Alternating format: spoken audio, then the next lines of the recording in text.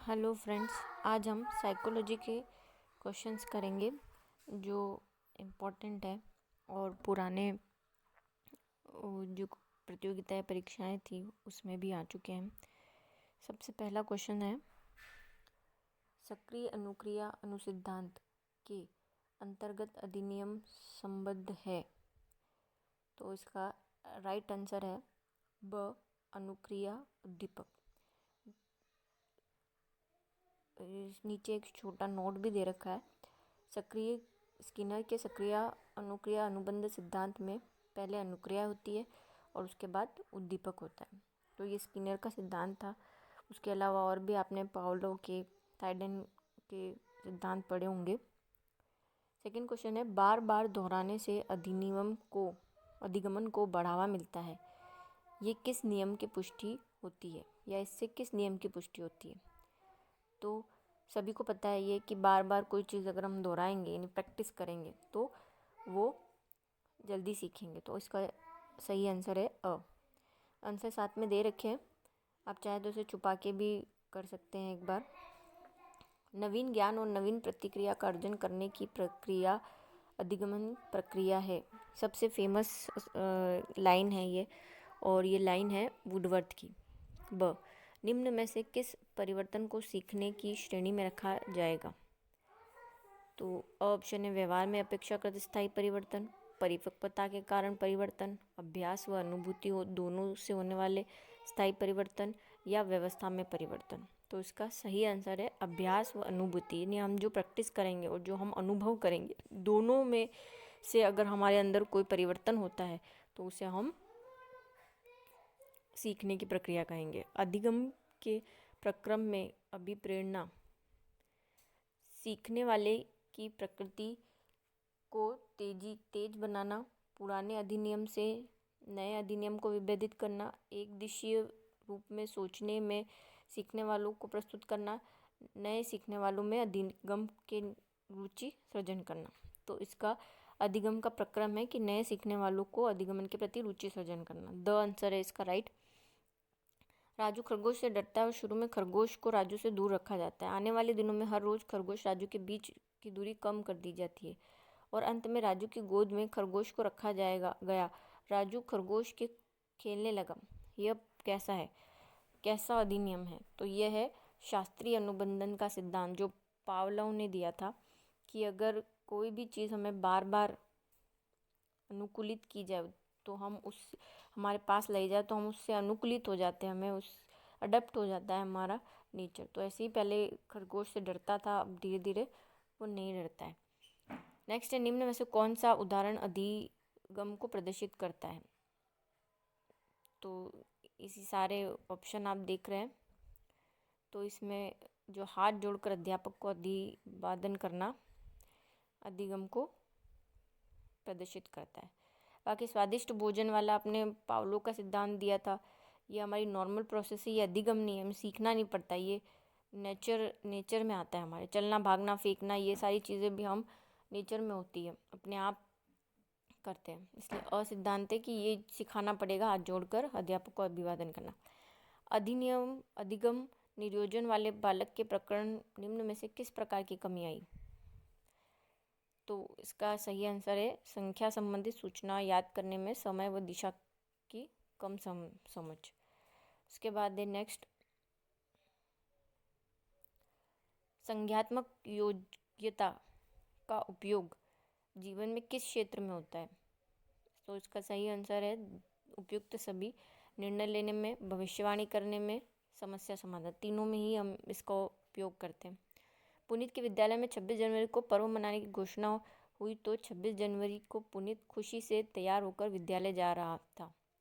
वो बहुत खुश होकर उत्सव में भाग लेने आया, किंतु वह नहीं जानता था कि वह पर्व क्यों मनाया जा रहा है। बताओ पुनीत किस अवस्था में है पियाजे के अनुसार? तो पियाजे के कुछ सिद्धांत दिए गए थे, जो 4 यहाँ पे नेम दे रखे हैं।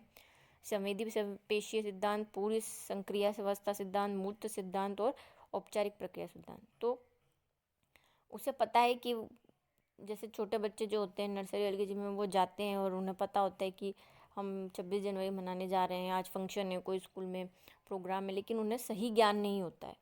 उनका लॉजिक क्लियर नहीं होता है।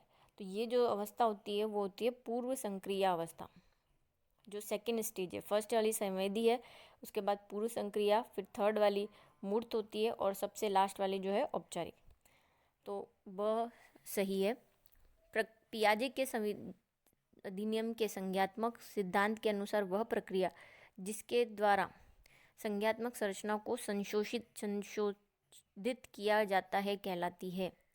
तो ये कहलाता है स्कीमा। यानी कि जब हम कुछ सीख लेते हैं और हमें लगता है कि ये हमारे अनुकूलित नहीं है, ये हमारे लिए सही नहीं है, तो उसके अंदर जो चेंजेस आते हैं उसे उन्होंने स्कीमा कहा था।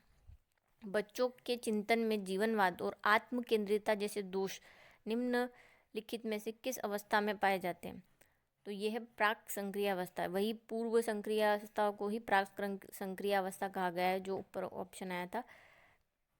तो यह है प्राक संविदा की, इसमें आत्म केंद्रितता और जीवनवाद जैसी अवस्थाओं जो होती है पाई जाती है। खुद के बारे में जीवन, उन्हें कुछ ज़्यादा इसके बारे में लॉजिक नहीं होता। जैसे जो सोशल हम करते हैं कि हमें दूसरों के बारे में भी सोचना चाहिए, वैसी चीज़ें उनमें डेवलप नहीं होती है, उस विकास नहीं होता है ऐसी चीज़ों का।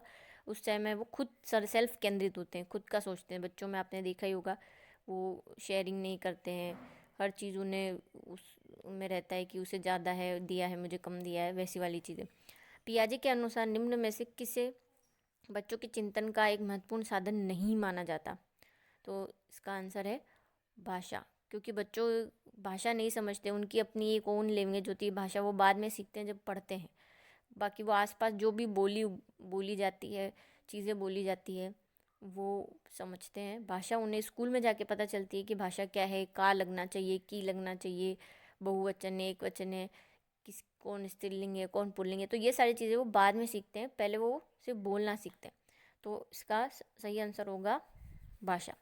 कि भाषा एक महत्वपूर्ण साधन नहीं है, वो अपनी खुद की भाषा में बोलते हैं। पियाजे के अनुसार बौद्धिक विकास में आत्मसात्करण एवं प्रक्रिया महत्वपूर्ण है। कौन सी प्रक्रिया महत्वपूर्ण है? तो समंजस। एक तो समंजस का मतलब होता है कोऑर्डिनेशन बिठाना, और आत्म संस्करण का साक्षात्करण का मतलब होता है खुद के बारे में जानना, खुद के बारे में कि हम कैसे हैं, और आसपास के लोगों से हमें सामंजस्य बिठाना है। हमें उनके साथ जैसे हम सोशल लाइफ में रहते हैं तो कभी किसी को बुरा ना लग जाए, उसके बारे में सोचते हैं। तो ये सारी चीज़ों को, दोनों को मेल जोल के साथ ही हम जीवन यापन कर सकते हैं। नेक्स्ट है संरक्षण संबंध वर्गीकरण के 3 महत्वपूर्ण प्रत्यय पियाजे ने अपने द्वारा प्रतिपादित संज्ञात्मक विकास की किस अवस्था में विकसित होने की बात कही थी? संरक्षण करना यानी कि किसी को केयर करना, संबंध रिलेशन लगाना, क्लासिफाई करना कि ये चीज़ ये है, ये इस चीज़ के अंदर आएगी, क्लासिफिकेशन करना, वर्गीकरण करना। तो ये 3 बातें कब आती है? सबसे थर्ड वाली स्टेज में, जहाँ पे मूर्त संक्रिया होती है। मूर्त का मतलब होता है कॉन्क्रीट, मीन्स हम किसी चीज़ को देख के उसके बारे में पता कर सकते हैं, हमारे मन में उसके प्रति एक इमेज बन जाती है कि ये है। क्लासिफाई कर सकते हैं, हम चीज़ों को बांट सकते हैं कि जैसे गोल है तो कौन सी चीज़ें गोल गोल शेप की है, उनको हम अलग कर सकते हैं। कौन से तिकोने शेप की है, ट्रायंगल शेप की है, उसको अलग कर सकते हैं। तो ये हमारे इमेज होती है हमारे माइंड में। तो ये वर्गीकरण कर सकते हैं, संबंध बिठा सकते हैं कि इसका और इसका क्या रिलेशन हो सकता है, इन दोनों में क्या सिमिलरिटी है। ऐसी चीज़ें जब हम मूर्त सक्रिय अवस्था में होते हैं तब कर पाते हैं। पियाजे संकेत व चिन्ह को किस प्रकार के चिंतन का महत्वपूर्ण साधन माना गया है? तो इसका आंसर है ब प्राक। वही पूर्व संक्रियात्मक या प्राक संक्रियात्मक बोल सकते हैं, दोनों ही वर्ड यहाँ पर आ रहे हैं, को माना जाता है, जहाँ पे संकेतों और चिन्हों से हम सीखते हैं। फिर मैं एक बार आपको बता देती हूँ। सबसे पहले आती है संवेदी, जहाँ पर हम सेंसेस होते हैं हमारे, जैसे कोई पिन चुभा दी तो सेंसेस हुआ, तो गर्मी सर्दी ये सारे सेंसेस होते हैं। फिर हम पूर्व संक्रिया में हम चिन्हों और संकेतों से, इशारों से किसी चीज़ को देखकर सीखते हैं।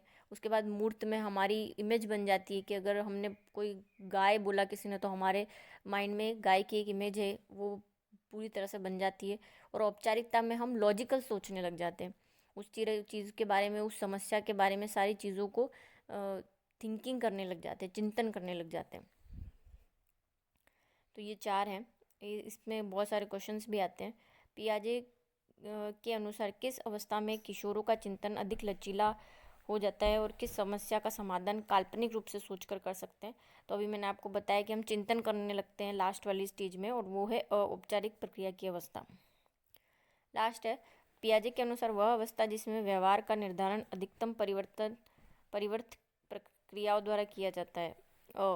इसका भी है, वो है संवेदी पेशीय अवस्था, जिसमें प्रतिवर्ती क्रिया मतलब रिफ्लेक्शन के द्वारा किया जाता है। रिफ्लेक्शन कि हमें किसी ने पिन चुभे तो हमारा एकदम से हाथ हट जाता है, तो ये हमें सीखना नहीं पड़ता है, ये जन्मजात होता है, बर्थ से ही हमारे होता है, उसे प्रतिवर्ती क्रिया अवस्था कहते हैं। तो इसका आंसर है संवेदी पेशीय अवस्था। संवेदी मतलब सेंसरी, पेशीय मतलब मसल, सेंसरी मसल्स या नर्वस स्टेज। तो आज के लिए बस इतना ही।